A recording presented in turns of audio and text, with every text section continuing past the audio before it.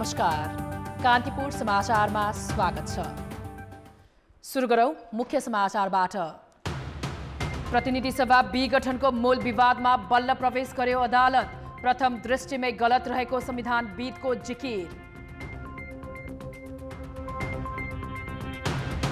विघटन विरुद्धको आन्दोलन अझै सशक्त र आक्रामक बनाउन नेकपा अध्यक्ष दाहालको आग्रह। ओलीले राज्यका सबै निकाय सेटिङमा चलाउन खोजेको आरोप।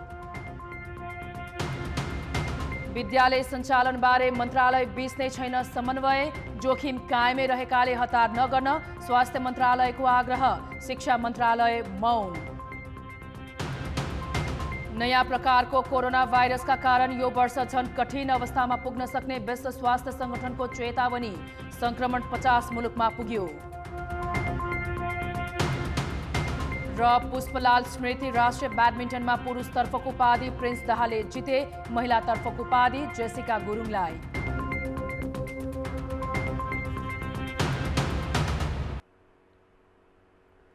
पुस 5 गते प्रतिनिधि सभा विघटन भएपछि परेका रिटमाथिको सुनवाई बल्ल मूल विवादमा प्रवेश गरेको छ। आज रिट निवेदकका तर्फबाट बहस गरेका कानुन व्यवसायीहरूले प्रधानमन्त्रीले अहिलेको अवस्थामा प्रतिनिधि सभा विघटन गर्नै नपाउने जिकिर गरे।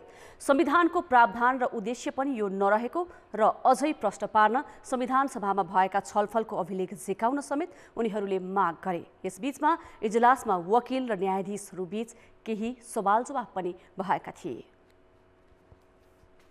अधिवक्ता सन्तोष भण्डारीले दर्ता गरेको रिटमा बहस गर्न पुगेका संविधानविद भीमार्जुन आचार्यले संविधानले 2 अवस्थामा मात्रै प्रतिनिधि सभा विघटनको परिकल्पना गरेको तर्क राखे।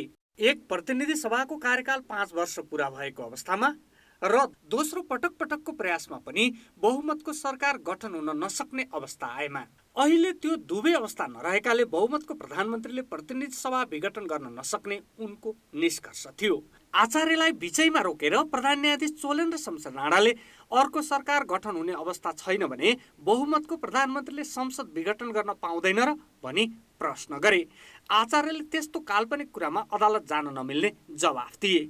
सरकार बनाउने संविधानमा भएका अन्य विकल्पको प्रयोग नै नगरी विघटनमा जान नमिल्ने उनको तर्क थियो। त्यसो भए विकल्पको प्रयोग गर्नै पर्ने हो र भनी प्रधान न्यायाधीशले अर्को प्रश्न गरे।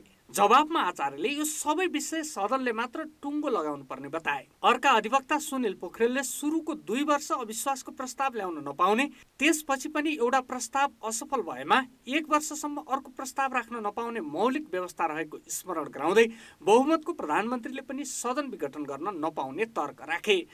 उनले प्रधानमन्त्रीलाई संसदले काम गर्न कहाँनिर असर गर्यो त्यो पनि हेर्नुपर्ने बताए। प्रधानमन्त्रीले कोरोनाको औषधि बेसार पानी हो भन्दा पनि ताली बजाएको प्रतिनिधि सभालाई किन विघटन गर्नु पर्यो भनेर समेत प्रश्न गरे। यसबीचमा पनि प्रधान न्यायाधीशले संविधानको धारा 85 मा प्रतिनिधि सभाको कार्यकालबारे अगावै विघटन भएमा बाहेक 5 वर्षको हुने व्यवस्था छ नि भनेर प्रश्न गरेका थिए। पोखरेलले भने संसदले सरकार नदिएमा मात्र 5 वर्ष अगावै विघटन हुने भन्दै प्रतिप्रश्न गरे, खोइ त विकल्प प्रयोग भएको। प्रधानमन्त्रीलाई अप्ठ्यारोमा दलका नेताले पारे, तर विघटन प्रतिनिधि सभा गरिएकाले पनि यो कदम प्रथम दृष्टिमै गलत रहेको कानुन व्यवसायीहरूको जिकिर थियो। रिट निवेदक सन्तोष भण्डारीले मिसिलबाट सरकारले फिर्ता लिएका सक्कल कागजात पुनः झिकाउन माग गरेका थिए। वरिष्ठ अधिवक्ता दिनेश त्रिपाठीले संविधानको उद्देश्य के थियो भन्ने स्पष्ट नभए संविधान सभामा भएका छलफलहरूको अभिलेख झिकाउन सकिने बताएका थिए। प्रधान न्यायाधीश राणाले यो विषय पहिला पनि उठेकाले आफूहरूको जानकारीमा रहेको बताएका थिए। सुनवाई सोमबार पनि निरन्तर रहनेछ। कान्तिपुर समाचारका लागि दीपक आचार्य, काठमाडौँ। नेकपाका अध्यक्ष पुष्पकमल दाहालले बाघ र सिंह जस्तै भएर प्रतिनिधि सभा विघटन विरुद्धको आन्दोलनमा उत्रन नेता कार्यकर्तालाई निर्देशन दिएका छन्। दाहाल खेमा निकट अनेरा सेव्यूले आज काठमाडौँमा आयोजना गरेको भेलामा उनले प्रधानमन्त्री केपी शर्मा ओलीको संसद विघटन गर्ने असंवैधानिक कदम विरुद्ध शाकाहारी आन्दोलनले नहुने चेतावनी दिए। आफूले नेतृत्व गर्ने आन्दोलनलाई सशक्त र आक्रामक बनाउन निर्देशन दिँदै दाहालले आफ्नो टाउको चिलाएको र त्यो लाठी खाने तयारीका लागि पनि हुन सक्ने उल्लेख गरे। ओलीले निम्ति आएको प्रतिगमनलाई घुँडा टेकाउन चान्चुने आन्दोलनले नपुग्ने पनि उनले अब हाम्रो आन्दोलन अलिकति आवेगमय हुन पर्यो, अलि जुझारु हुन पर्यो, अलि आक्रामक हुन पर्यो। त्यो चाहिँ भेजिटेरियन जस्तो हुनु भएन क्या, अलि आक्रामक, अलि बाघ र सिंह गरिया जस्तो हुनुपर्ने भयो। यी प्रतिक्रान्तिकारीहरूको मुटु फर्किन पर्यो, प्रतिक्रान्तिहरूको मुटु हल्लिन पर्यो। त्यस्तो आन्दोलन चाहिएको छ कमरेडहरू। संविधानको हत्या गरिएको दाबी गर्दै अध्यक्ष दाहालले प्रधानमन्त्री ओलीले गणतन्त्र र संघीयतामाथि बुट बजारेको आरोप पनि लगाए। प्रतिनिधि सभा विघटनले अहिले देश र जनता पीडामा परेका बेला आफूहरू हाँस्न समेत नसकेको दाहालको भनाइ छ। दाहालले प्रधानमन्त्री ओली निकटहरूले सबैतिर सेटिङ भएको भन्ने गरेकाले सत्ताको बलमा अदालतदेखि निर्वाचन आयोगसम्मको काम कारबाही प्रभावित हुन सक्ने शंका लागेको बताएका छन्। तर ओलीले सेटिङको कुरा गरे पनि अदालत र आयोगप्रति निर्वाचन आयोगलाई नै भनेका छौँ।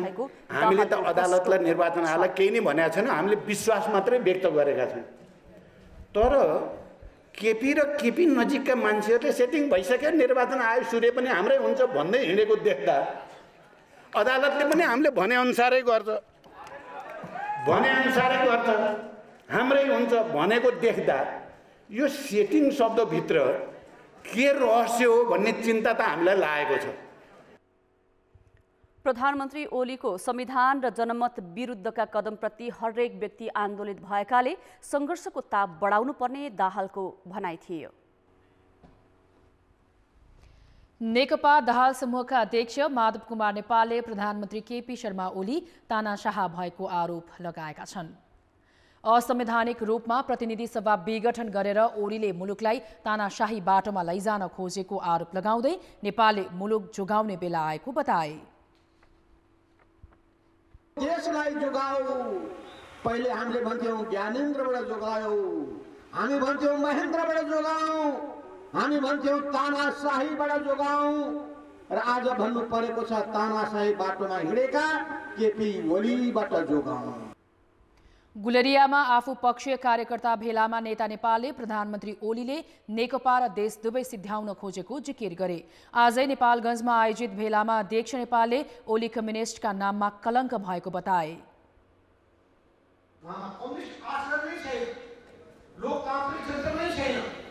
राम्रो संस्कार नै सिकाउनुहुन्न, उनीहरूको नाम राखेका थिए के थाहा छ? साइबर सेना। उनले ओलीलाई कौरवको संज्ञा दिँदै संसारलाई मुख देखाउन लायक नरहेको पनि जिकिर गरे। दलहरूबीच प्रतिनिधि सभा विघटन र प्रस्तावित चुनावबारे तीव्र मतभेद चलिरहँदा निर्वाचन आयोगले चुनावी तयारी अघि बढाएको छ। आयोगले राजनीतिक दलहरूसँग आज गरेको छलफलमा माघ 15 गते मतदाता नामावली प्रकाशित गर्ने प्रस्ताव गरेको हो। यद्यपि प्रतिनिधि सभा विघटनको मुद्दा सर्वोच्च अदालतमा विचाराधीन छ।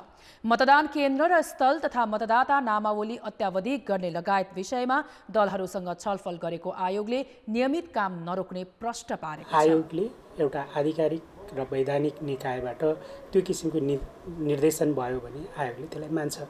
तर त्यो निर्णय र निर्देशन नहुँदैमा अनुमानका भरमा आयोग रोकिने भन्ने कुरा चाहिँ त्यो आयोगको जिम्मेवारीभित्र पर्दैन र आयोगले त्यसो गर्नु पनि हुँदैन। आयोग यसमा अल्मलिँदैन र अल्मलिनु पनि हुँदैन।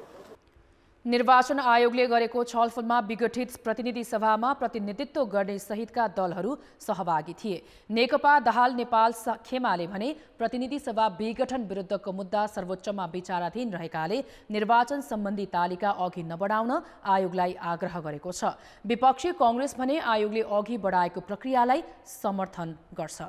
निर्वाचन आयोगले हामीलाई आउनु भनेर बोलाएको हुनाले राजनीतिक दलको हिसाबले हामी उपस्थित भयौँ। आफ्ना कुरा भन्नलाई पनि आउनु पर्यो नि त। हामीले आफ्नो कुराहरू भन्नु, निर्वाचन हुँदैन, तपाईहरु निर्वाचन गर्न सक्नुहुन्न, तपाईहरु निष्पक्ष पनि हुनुहुन्न। निष्पक्ष ढङ्गले निर्वाचन गराउने हुने एउटा सहसचिव, त्यो कानुनै हेर्ने महत्त्वपूर्ण व्यक्ति, उसैलाई चाहिँ तपाईले सर्व गर्नुभएको छ। कानुनको सहसचिवलाई सार्नको लागि न्याय परिषदको बैठकले न्याय परिषदबाट सार्नुपर्छ।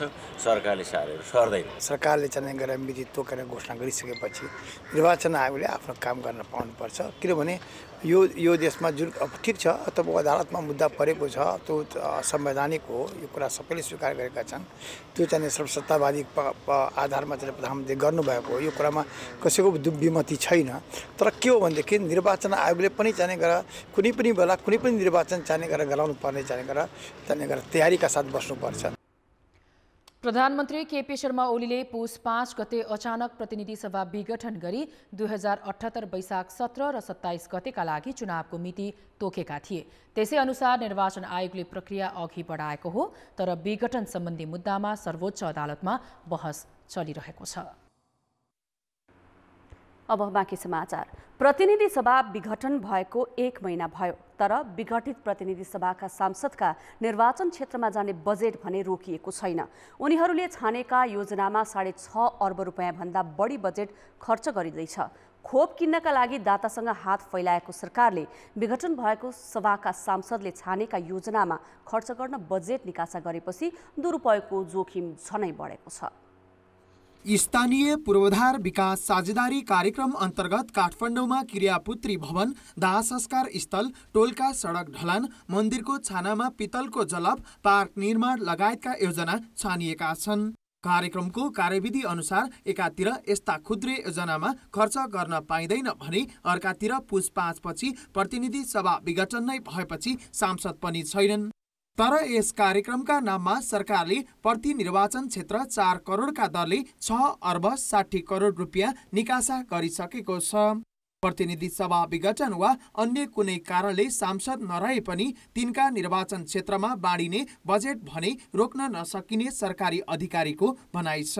कार्यक्रम छनौट भएर सम्बन्धित पालिकामा गइसकेको छ, एलएमबीएसमा बजेट इन्ट्री भइसकेको छ र सम्बन्धित पालिकामा बजेट समेत निकासा भइसकेको कारणले यो कार्यक्रम को बारेमा अरू नहुने भन्ने खालको कोणबाट कुनै छलफल, कुनै त्यस्तो खालको निर्णयहरू केही पनि भएको छैन। कोरोना संक्रमण विरुद्धको खोप किन्न बजेट नभएर दातासँग हात पसारेको सरकारले विघटित प्रतिनिधि सभाका सांसदले आफ्नो प्रभाव जमाउन निर्वाचन क्षेत्रमा खुद्रे योजनाका लागि बाँड्ने बजेट निकासा गरेको छ। यसले बजेटमा दायाँ बायाँ भए त्यसको जवाबदेहिता कसले लिन्छ भन्ने प्रश्न पनि उठेको छ। अझ प्रतिनिधि सभा विघटन अघि कतिपय सांसदले त योजनै छानेका थिएनन्। अब योजना छानेर गरिने खर्च पनि थप आशंकाको घेरामा परेको छ। साझेदारी कार्यक्रम नै खारिज गर्नुपर्ने हो। अब दोस्रो कुरो के हो भने अहिले चुनावको घोषणा भएको कारणले गर्दा यो अझै अनुत्पादक क्षेत्रमा बढी खर्च हुन सक्ने, आर्थिक अनुशासन नरहन सक्ने सम्भावना पनि धेरै बढेको छ। विकास निर्माणको काममा खर्च गर्नुपर्ने त्यहाँ हुन सकेको छैन, मझौला कार्यक्रममा हुन सकेको छैन, एकदमै साना र लघु कार्यक्रमहरूमा भएको छ। त्यसैले पहिलो कुरो त यसलाई अहिले सबै रकमहरू वास्तवमा स्वास्थ्यमै लैजानलाई एकदमै राम्रो होला, किनभने हामीले भ्याक्सिन किन्नुपर्ने हुन्छ, भ्याक्सिनको लागि धेरै खर्च लाग्छ, धेरै पैसा लाग्छ। कार्यक्रममा हुने खर्चको पारदर्शिता र औचित्यको पक्ष सुरुदेखि नै आलोचित छ। यदि निर्वाचन हुने हो भने यसपालि झनै दुरुपयोगको जोखिम बढाएको छ। कान्तिपुर समाचारका लागि बाबुराम तिमिल सिंह, काठमाडौँ। विद्यालय सञ्चालन सम्बन्धमा 2 मन्त्रालयको मत बाजिएको छ। शिक्षा मन्त्रालय शैक्षिक सत्र व्यवस्थापन गर्नुपर्ने भएकाले स्वास्थ्य सुरक्षा सावधानी अपनाएर खोल्दा फरक पर्दैन भन्छ। स्वास्थ्य मन्त्रालयले भने संक्रमणको जोखिम कायमै रहेकाले नहतारिन भनिरहेको छ। काठमाडौँ महानगरले विद्यालय सञ्चालनबारे अहिलेसम्म कुनै निर्णय गरेको छैन, तर महानगरभित्रका कतिपय विद्यालय आइतबार खुले।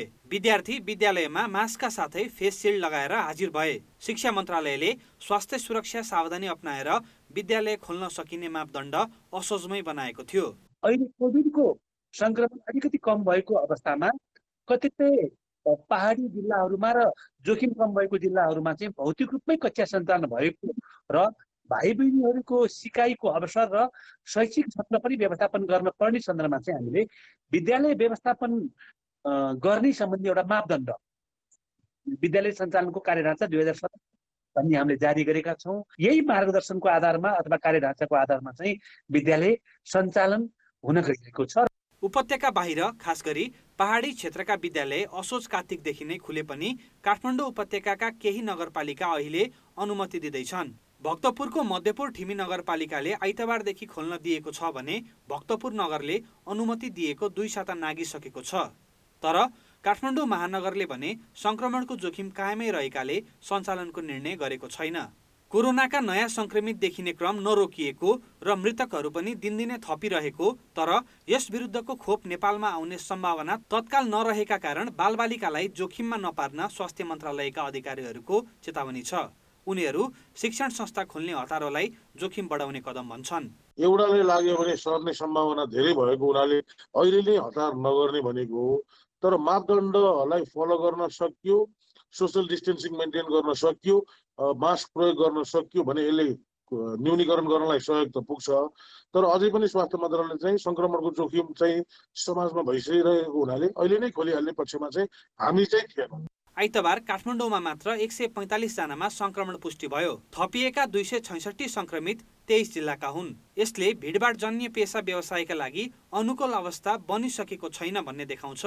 त्यस्तै शहरी क्षेत्रमा घना बस्ती रहेकाले जोखिम झन बढिरहेको, बरु अनलाइन कक्षामा शिक्षक विद्यार्थी अभ्यस्त भइरहेको र घर परिवारको निगरानीमा पढाइमा पनि सुधार आइरहेका कारण प्रविधिको प्रयोगमै जोड दिन विज्ञहरूको सुझाव छ।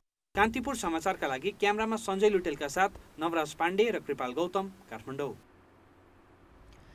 मध्य तराईका जिल्लामा चलेको लगातारको शीतलहर र त्यससँगै बढेको जाडोले काम गरी खाने विपन्न दलित समुदायका सदस्यको दैनिकी प्रभावित बनेको छ। दिनभरि काम गरेर पनि 2 छाक टार्न मुस्किल पर्ने उनीहरू जाडोको प्रभावबाट जोगिन सरकारी तथा गैर सरकारी सङ्घ संस्थाले वितरण गर्ने न्यानो कपडा र आगो ताप्ने दाउराको पर्खाइमा छन्। पुष माघको महिना मध्य तराईमा अत्यधिक शीतलहर चल्ने र जाडो बढ्ने महिना हो। जाडोको यो समय आर्थिक अवस्था कमजोर भएका विपन्न र दलित समुदायका लागि सङ्कटकै समय हो। विगत 1 सातादेखि तराई क्षेत्रमा चलेको लगातारको शीतलहर र बढेको ठण्डीले काम गर्ने वातावरण नहुँदा विपन्न र दलित समुदायका सदस्य शरीर न्यानो पार्न यसरी आगोको घुर तापेर समय काट्छन्। घर अगाडि यिनले बाल्ने घुरको दाउरा र शरीर न्यानो पार्न यिनले लगाउने कपडाका लागि पनि हरेक वर्ष यिनीहरूले दाताको मुख ताक्नुपर्छ। तर यस वर्षको मुटु कमाउने जाडो बित्नै लाग्दा पनि दलित बस्तीमा दाउरा वा न्यानो कपडा वितरण गर्न कोही नआएको 12 लामी डाँडा मुसहर बस्तीका डुगर माझी गुनासो गर्छन्। हमें कुछ साधन नहीं के खाए पिए के, कुछ राशन पानी कुछ नहीं के मिले, हमें के लुगा कपड़ा कुछ ना कमी, लकड़ी के कुछ ना कमी। गाउँ गाउँमा जनताको सरकार छ, तर जाडोको यस्तो मौसममा पनि गरिब दलितको घर आँगनमा स्थानीय सरकारको आँखा पुग्दैन। तराईमा शीतलहर चलेको र घाम नै नलागेर जाडो बढेको 1 साता बितिसकेको छ। तर जाडोको यो मौसममा जिल्ला विपद व्यवस्थापन समिति र स्थानीय तह अन्तर्गत रहेका विपद व्यवस्थापन समितिको भूमिका शून्य देखिएको छ। हरेक वर्ष गाउँदेखि सहर बजारसम्म वितरण गरिने दाउरा जाडोको यो मध्य बेलामा पनि वितरण गरिएको छैन। पोहोर साल नेपाली सेनाले बाँडेको कम्बल पनि फाटिसकेको छ। न्यानो कपडा त परै जाओस्, आगो ताप्ने दाउरा समेतको व्यवस्था नगरेको लामी डाँडाकै स्थानीय आलिजान मियाको दुखेसो छ। सरकारले जनता का कुछ देखते नहीं, जनता भूखो मरो कि सुखो मरो कि खाना खाए कोई ना खायो, कपड़ा हो कि ना हो, जो पनि अब दुखो सुखो अपन जनता सिर आफ्नो काटी। आफ्नै गाउँटोलमा सरकार भएर पनि विपदको बेला स्थानीय सरकारको उपस्थिति सकारात्मक देखिएको छैन। कम्तीमा आगो ताप्ने व्यवस्था सम्म भए पनि स्थानीय सरकारले गर्नुपर्ने हो, तर अहिलेसम्म कुनै व्यवस्था गरेको छैन। गरिब दुखीले घर दैलोको स्थानीय सरकारको अनुभूति नै गर्न पाएका छैनन्। कान्तिपुर समाचारका लागि रौतहट सहकर्मी राजेश्वर पाण्डे र बारा सहकर्मी रमेश ठाकुरका साथ उपेन्द्र ठाकुर, वीरगञ्ज, पर्सा। सरकारले ट्रायल परीक्षामा 60 अङ्क ल्याउनेलाई सवारी चालक अनुमति पत्र दिने गरी यातायात व्यवस्था कार्यविधि निर्देशिका संशोधनको अन्तिम तयारी गरिरहेको छ। ट्रायल सेन्टर भने एकपछि अर्को गरी निजी क्षेत्रको जिम्मा लगाइँदैछ। भएका सरकारी सेन्टर बन्द गरी निजीको जिम्मा लगाइनुले यसमा कतै आर्थिक चलखेल त छैन भन्ने प्रश्न उठाउन थालिएको छ। प्रदेश 1 सरकारले पुस दोस्रो साता सवारी चालक अनुमति पत्रका लागि ट्रायल परीक्षाको जिम्मा निजी क्षेत्रलाई दिने निर्णय गर्यो। सरकारी सेन्टर बन्द गरी यातायात व्यवस्था कार्यालयलाई प्रतिस्पर्धाका आधारमा निजी ट्रायल सेन्टर छनौट गर्न भनिएको छ। अरू प्रदेशमा पनि सरकारी ट्रायल सेन्टरलाई व्यवस्था गरी निजीलाई पोस्ने नीति लिइएको छ। 19 वटा यातायात कार्यालयका आफ्नै ट्रायल सेन्टर भए पनि तिनलाई सञ्चालनमा ल्याउनेतर्फ अधिकांश प्रदेश सरकारको ध्यान छैन। त्यसो त यसअघि 100मा 100 अङ्क नै ल्याउनेले मात्र चालक अनुमति पत्र पाउने व्यवस्था संशोधन गरी अब 60 अङ्क ल्याउनेले पनि पाउने व्यवस्था गर्न लागेको यातायात व्यवस्था विभाग नै निजी क्षेत्रलाई पोस्ने पक्षमा छ। ट्रायल परीक्षा कहाँ लिने भन्ने बारे सम्बन्धित यातायात कार्यालयले नै निर्णय गर्न सक्ने बताएर विभाग पन्छिएको छ। ट्रायल सेन्टर सम्बन्धी सञ्चालन गर्ने अधिकार सबै प्रदेश सरकार र त्यो अन्तर्गतका कार्यालयहरूसँग छ। त्यसकारण यसबारेमा विभागले तपाईहरुलाई चाहिँ सम्बन्धित कार्यालयबाटै यो बारेको थप इन्फर्मेसन त्यहीबाट लिन हामीले अनुरोध गर्छौँ। निजी सेन्टरले ट्रायल परीक्षामा सवारी साधन अनुसार परीक्षार्थी 217 रुपियाँदेखि 440 रुपियाँसम्म लिन्छन्। यो दरमा अहिले उपत्यकाका निजी ट्रायल सेन्टरले दैनिक 2 लाख रुपियाँभन्दा बढी उठाइरहेका छन्। सरकारी ट्रायल सेन्टर बन्द रहेकाले निजीले आफू खुसी मूल्य तय गरेका हुन्। तर जथाभावी शुल्क असुलिरहेका तिनै निजी सेन्टरसँग हरेक वर्ष प्रतिस्पर्धा गराउन झन्झट हुने कारण देखाउँदै 10 वर्षसम्मको सम्झौता गरिएको छ। सरकारी अधिकारी उपभोक्तालाई सहज र सुलभ रूपमा सेवा दिने भन्दा पनि निजी क्षेत्रलाई पोस्न उद्धत देखिन्छन्। उत्पादन गर्नको लागि त स्रोत साधन चाहियो नि। 2, 3, 4 रोपनीको जग्गामा ट्रायल लिएर हुन्छ। त्यो पनि कहाँ छ भन्दाखेरि निजी व्यक्तिहरूलाई दलाललाई संलग्न गराएर 3, 4 रोपनीको जग्गामा ट्रायल लिएर पनि कहीँ चाहिँ राम्रो चालक उत्पादन हुन सक्छ। यी दलालहरूकै तपाईँको मिलोमतोमा अब को सक्रिय भयो, नन स्टेट एक्टर चाहिँ नि अगाडि आएको छ, त यो चाहिँ राम्रो होइन। निजी ट्रायल सेन्टरमा शुल्क मात्र महँगो होइन, सवारी साधन चलाउनै नजान्नेलाई पास भएको देखाएर चालक अनुमति पत्र दिने विकृति पनि छ। 3 वर्ष पहिले निजी ट्रायल सेन्टरका सञ्चालक र यातायातका कर्मचारीको मिलेमतोमा 600 जनालाई त्यसरी चालक अनुमति पत्र दिएको सार्वजनिक भएको थियो। त्यसैले निजी क्षेत्रलाई जिम्मा दिएर पन्छिने प्रवृत्तिलाई स्वाभाविक मानिएको छैन। कान्तिपुर समाचारका लागि जिल्ला संवाददाताहरूको सहयोगमा क्यामेरामा पशुपति बुढाथोकीका साथ सुन्दर शिल्पकार र सुमन पन्थ, काठमाडौँ।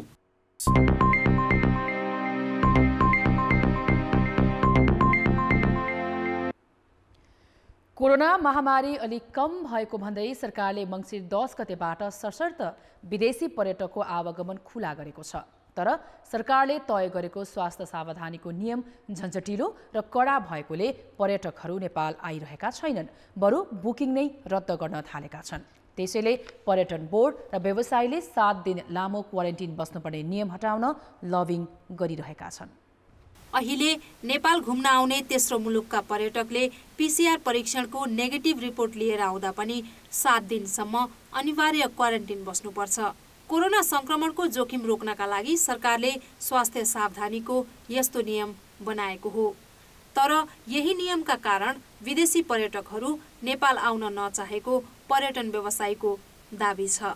अनअराइभल भिजा नदिने र घुम्न आउनेहरूले समेत झन्झटिलो प्रक्रियाका कारण बुकिङ समेत रद्द गरिरहेको उनीहरूको भनाइ छ। क्वारेन्टिन चाहिँ 7 डेजलाई चाहिँ घटाएर 0मा ल्याउन सक्यो भने धेरै राम्रो हो। भएन भने पनि म्याक्स चाहिँ 3 डेजभन्दा बढी गर्नुहुन्न। तर यो सेफ्टी प्रोटोकलको आधारमा हामी सर्भिस अगाडि बढाएर जान्छौँ। यसको आधारमा सबै किसिमको पर्यटकहरूलाई सबै देशहरूबाट चाहिँ आउन सक्ने किसिमको चाहिँ ओपन गरिदिनु पर्ने जरुरी छ। त्यो किन छ भन्दा अहिलेसम्म नेपाल सरकारबाट हामीले राहतका चिजहरू पनि उपभोग गर्न सकेनौँ। यो अवस्थामा कमसेकम पर्यटकहरू आउन सक्नु भने हाम्रा व्यवसायले थोरै रूपमा भने पनि पर्यटकीय गतिविधि गर्नेछन् र हाम्रा श्रमिकहरूले चाहिँ जुन राहत पाउन सकिएको छैन, कमसेकम रोजगारी सिर्जना हुनु छ। भारतबाट आउने हवाई पर्यटकको हकमा भने क्वारेन्टिन बस्नु पर्दैन। अझ बसबाट आउँदा जाँदा त पीसीआर परीक्षणको रिपोर्ट समेत चाहिँदैन। तर तेस्रो मुलुकबाट आउनेहरूले पीसीआर रिपोर्ट पेश गरेपछि 1 साता क्वारेन्टिन बस्नुपर्ने नियम हटाइयोस् भन्ने चाहना पर्यटन व्यवसायीको छ। पर्यटन बोर्डका अनुसार क्यानाडा, भारत लगायत विभिन्न मुलुकका करिब 5000 जना पर्यटकले बुकिङ रद्द गरेका छन्। निजी ट्रेकिङ तथा ट्राभल मार्फत समेत कैयौं विदेशीले नेपाल घुम्ने योजना रद्द गरिरहेका छन्। नेपालको क्वारेन्टिन अवधि सुनेरै पर्यटकहरू हच्किने गरेको बोर्डको समेत स्वीकारोक्ति छ। 7 डे क्वारेन्टाइन पनि हटाउनु पर्छ, अनअराइभल भिजा दिनुपर्छ र यो पोजिटिभ मेसेज चाहिँ दिउँ। खोलेका छौँ भने मात्रै भएन, खोलेका छौँ तर यति दिन रोकेका छौँ, यो रोकेका छौँ कि नखोलौँ, ल नखोल्ने हो भने नखोलौँ भन्ने निर्णय गरौँ। सरकारले एउटा कन्फ्युजन भयो। इन्डस्ट्रीले आज बुकिङ लिन्छ, भोलि क्यान्सिल के भन्ने त्यो एउटा हुन्छ नि तपाईँको विश्वासको वातावरण। जुन बिजनेस टु बिजनेसवाला जुन हाम्रो ट्राभल एजेन्सीहरू उनीहरूको पनि गुम्दै गएको छ। विदेशमा आज एउटा मेसेज पठायो, भोलि गभर्मेन्टबाट अर्को खालको सर्कुलर हुन्छ। त्यो जुन उद्देश्यले क्वारेन्टाइन राखिएको जब त्यो पुरा हुँदैन भने त्यो कुरा खोलिदिउँ भन्ने हिसाबले हामीले मन्त्रालयमा त्यही अनुसारले सजेसन दिएका छौँ। कोरोना महामारीका कारण यो वर्ष नेपालको पनि पर्यटन क्षेत्र नराम्ररी थला परेको छ। सरकारले मङ्सिरदेखि अन्तर्राष्ट्रिय हवाई उडान र पर्यटन क्षेत्र खुला गर्न साथ भने पर्यटकको संख्या बढ्न थालेको हो। मङ्सिरदेखि पुस मसान्तसम्मको तथ्याङ्क अनुसार 10,200 पर्यटक नेपाल भित्रिएका छन्। तर पर्यटकीय गतिविधि खुलाए पनि सरकारले स्वास्थ्य सुरक्षाका नियम कडा बनाउँदा चाहेर पनि पर्यटक आएका छैनन्। त्यसैले अब सावधानीमा पनि उत्तिकै चनाखो हुँदै सरकारले नियमन समेत पर्यटन मैत्री बनाउनु आवश्यक छ। कान्तिपुर समाचारका लागि क्यामेरामा विनोद कोजु र श्याम श्रेष्ठका साथमा शर्मिला खनाल, काठमाडौँ। शेयर बजार मापन गर्ने परिसूचक 2300 अङ्क माथि पुगेको छ। आज 28 अङ्कले बढेपछि परिसूचक अहिलेसम्मकै उच्च 2315 अङ्क कायम भएको हो। जलविद्युत बाहेकका बाँकी 11 समूहले परिसूचक बढाएका हुन्। व्यापार समूहको परिसूचक सबैभन्दा धेरै 9.2% उकालो लागेको छ। यस्तै विकास बैंकको 4.6, अन्यको 3.4, लघुवित्तको 3.2, वित्त समूहको 2.5 र जीवन बीमा समूहको परिसूचक 1.5% ले बढेको छ। बैंक समूहको परिसूचक भने 1 अङ्कले मात्रै बढेको छ। जलविद्युत समूहको परिसूचकमा 7 अङ्कको गिरावट आएको छ। आज साल ट्रेडिङ, नारायणी विकास बैंक र गुराँस लघुवित्तका लगानीकर्ताले सबैभन्दा धेरै कमाएका छन्। परिसूचकले उचाइ कायम गरेको दिन 6,37,42,00,000 रुपैयाँको सेयर किनबेच भएको छ। कारोबार रकमका आधारमा नेपाल टेलिकम अग्रस्थानमा रह्यो। यो कम्पनीको 58,10,00,000 रुपैयाँको सेयर किनबेच भएको छ। समाचारमा पुनः स्वागत छ। नाट्य सम्राट बालकृष्ण समको जन्मघर पुनर्निर्माण हुने भएको छ। जीर्ण बनेको काठमाडौँ ज्ञानेश्वर स्थित समको घरलाई पुनर्निर्माण गरी शैक्षिक कार्यक्रम र सङ्ग्रहालयका रूपमा सञ्चालन गरिने भएको छ।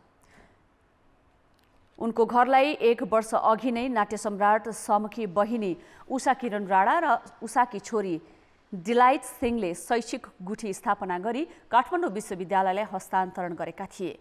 करिब 3 रोपनी क्षेत्रफलमा रहेको समर निकुञ्जलाई काठमाडौँ विश्वविद्यालयले परम्परागत प्रविधिसहित राणाकालीन शैलीले संरक्षण गर्नेछ। बालकृष्ण सम शैक्षिक गुठी मार्फत सङ्ग्रहालय र शैक्षिक कार्यक्रममा प्रयोग गरिनेछ।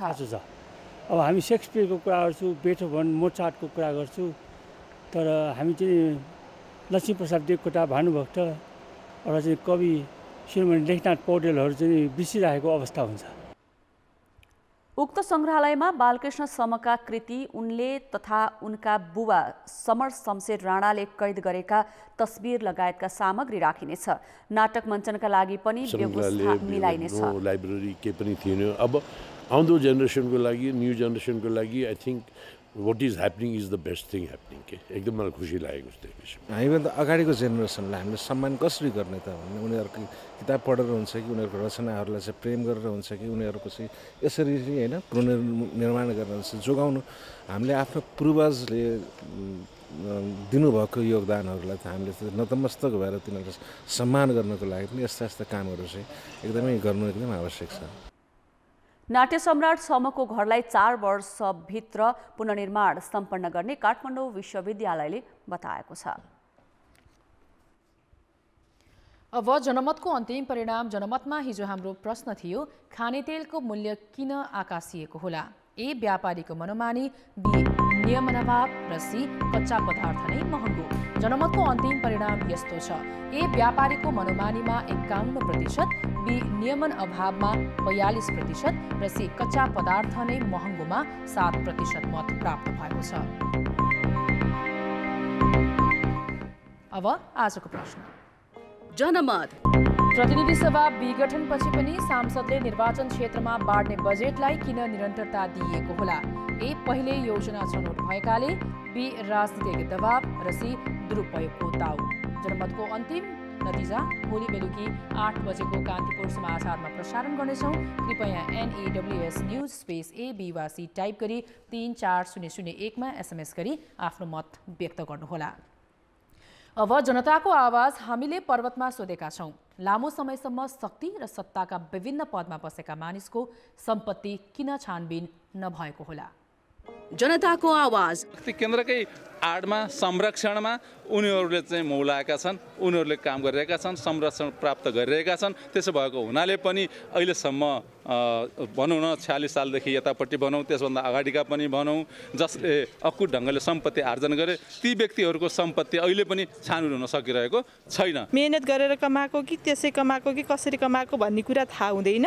थाहा नभएको हुनाले कता हामी फसिन्छ कि भन्ने डरले छानबिन हुँदैन। नेतृत्व पङ्क्ति र जसले कानुन बनाए तिनीहरूको चाहिँ नैतिकताको प्रश्न चाहिँ हिजोदेखि आजसम्म जनताले उठाएको छ, त्यही कारण पनि एउटा हो भन्ने मलाई लाग्छ। अहिले झन् धेरै राजाहरू जन्मे होइन, भ्रष्टाचारको उही जरोहरू छ। समाजमा सुशासनका ती नाराहरू फगत नाराहरू छन्। आफूमा भ्रष्टाचार गर्छन्, तर उनीहरूले पोल खोल्न सक्दैनन् किनकि ऊ मान्छे चिरिन्छ उसित ऊ रिसाउँछ भन्ने कारणले कारबाही गर्ने त्यो इच्छा शक्तिको पनि कमी भएको हो कि पोल खुल्छ भनेरै छानबिन नभएको जस्तो लाग्छ मेरो विचारमा। जसले नेतृत्व गर्नुहुन्छ सरकारको सत्ताको एवं ठुला पार्टीहरूको उहाँहरू चाहिँ लिडरहरू गर्न तयार हुनुहुन्न, त्यसले गर्दा भएको छैन।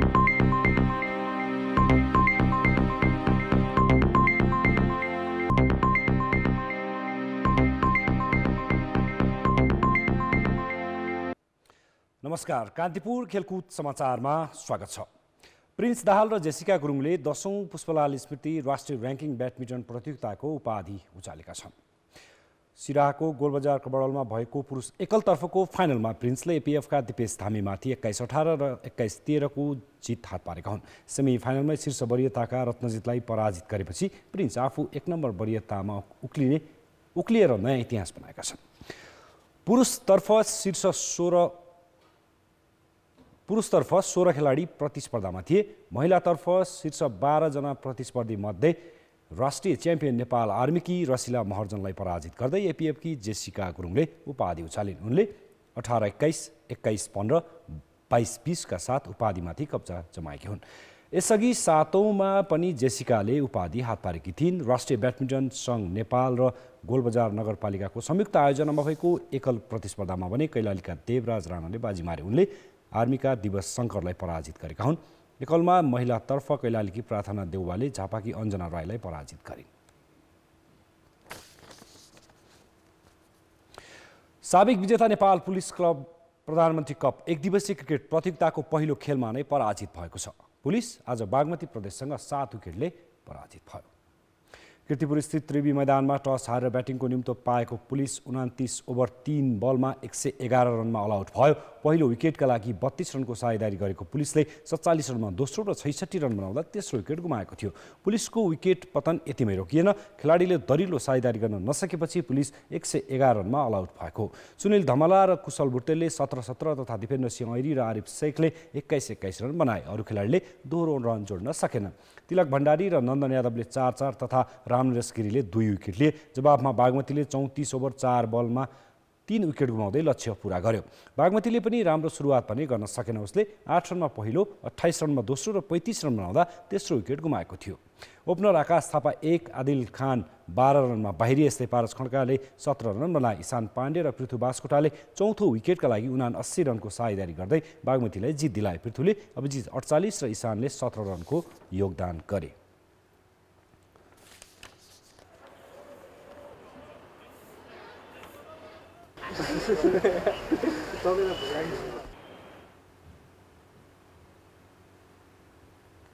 प्रधानमन्त्री कपमै त्रिभुवन आर्मीले लगातार दोस्रो जित हात पारेको छ। आर्मीले आज कर्णाली प्रदेशलाई 80 रनले हरायो। जितपछि आर्मीले सेमिफाइनल प्रवेशको सम्भावना बलियो बनाएको छ।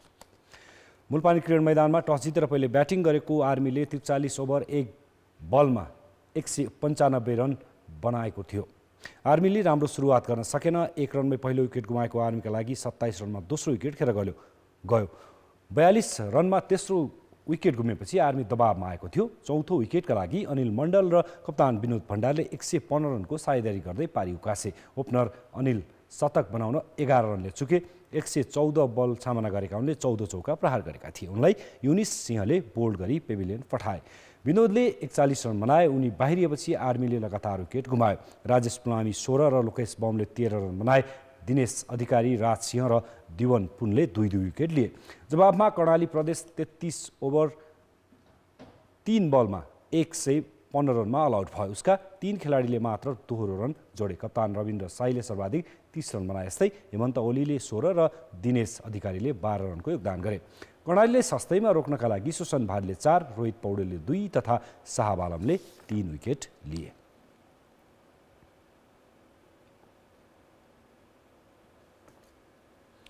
कान्तिपुर खेलको समाचार अहिले यति नै। धन्यवाद रोशन। अब मौसम सम्बन्धी जानकारी।